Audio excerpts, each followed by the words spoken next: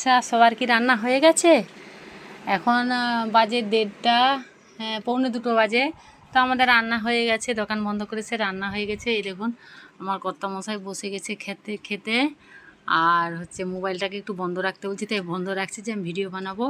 আর আজকে রান্না হয়েছে বেগুন সিদ্ধ, আলু সিদ্ধ, পাতে তো আচার আছে, আর ভাত, পাতে দই আছে, এটা আমি ঘরে পাতা দই। আর এদিকে আছে আমার ডিম আছে, আর এদিকে ল্যাঠা মাছ, কালকে ল্যাঠা মাছ এনেছিল, তা আলাদা আলাদা করবো কেন, একসঙ্গে ডিম আর ল্যাঠা মাছের ঝোল করে দিছি। যে ল্যাঠা মাছটা দেখাচ্ছি, তো আলাদা আলাদা করার অনেক টাইম লাগবে। আর আমি এদিকে নিয়ে নিচ্ছি খাবার। তো বন্ধুদেরকে যেটা বলতে চাচ্ছি যে বেগুন অনেকে ভর্তা বলে, তো আমি জানি না কেন, আমি সিদ্ধ করেছি বেগুনটা। আর সেটা আর পাতে তো আচার থাকবে, কেন গরমের দিনে একটু আচার নালে ভালো লাগে না, চাটনি করার টাইম পাইনি। আর যেটাই বলতে চাচ্ছি, বন্ধুরা সবাই ভালো থাকবেন, চলে আসুন আমাদের এখানে, খেয়ে যান, ভাত খেয়ে যান, তাহলে ভালো লাগবে। কিন্তু এরকম নিমন্ত্রণ করলে কি হবে, আগে থেকেই নিমন্ত্রণ করতে হবে, তাহলে সবাই আসবে।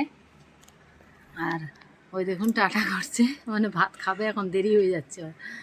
তো সবাই চলে আসুন, আর আজকে না হলে অন্য দিন আসুন, ঠিকই খাওয়া দাওয়া ঠিকই হবে। আর সবাই কার কার খাওয়া হয়নি এখনও, সবাই কমেন্ট করে জানাবেন। এই বলেই ভিডিওটা শেষ করছি। Tata, bye bye.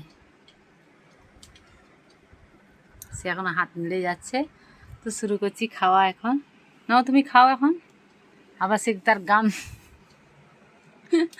আমরা এখানেই থাকি, আসলে এইটুকুন জায়গার মধ্যেই থাকি, তো অনেক অসুবিধা।